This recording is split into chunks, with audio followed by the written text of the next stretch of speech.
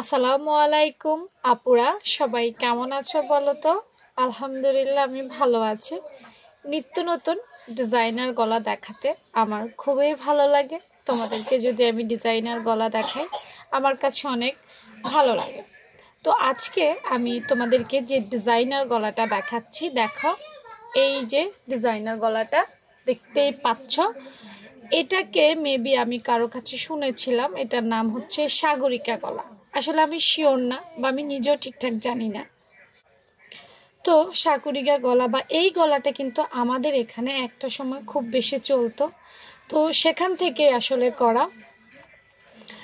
এই গলাটা খুবই সুন্দর, তোমরা চাইলে তোমাদের জামাতে এই গলাটা কাটিং করে পরতে পারো। যদিও আমার এই শেপটা অত ভালো আসে নাই, কাটার পর কিন্তু আরও ভালো আসবে।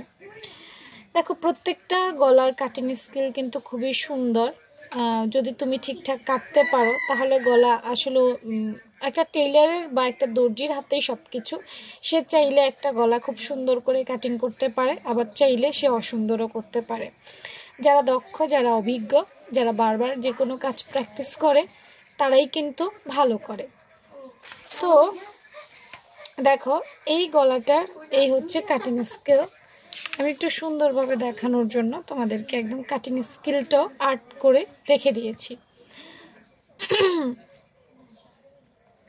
দেখো এই যে কি সুন্দর, এভাবে এনে তারপর এভাবে এনে তারপর এভাবে এনে, এটা পুরোটাই কিন্তু একটা প্র্যাকটিসের ব্যাপার। তোমরা দেখো যে আমি কাটিং করি, আমার কাটিংগুলো অনেক সুন্দর হয়, অনেকেই পছন্দ করো। তো আমিও কিন্তু বারবার কাটি, মানে প্রথমে একবার কাটি, সেটা হয়তো একটু ভালো হয় না, সুন্দর হয় না, তারপর আবার ট্রাই করি, তারপর দেখি যে কোনটা আসলে পারফেক্ট শেপে হয়েছে, তারপরেই কিন্তু আমি একটা গলা কাটিং করি। আমারও কিন্তু ধরেই হুট করে ভালো হয় না, ভালো হওয়ার জন্য আমাকেও পরিশ্রম করতে হয়।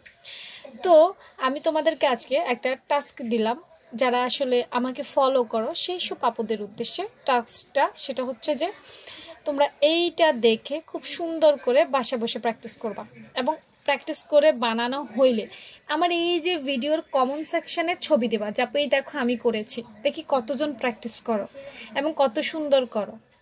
এটার পারফেক্ট কাটিং স্কিল আজকে আমি কেটে দেখাবো না, আমি আরেকদিন এটা কেটে দেখাবো, ঠিক আছে?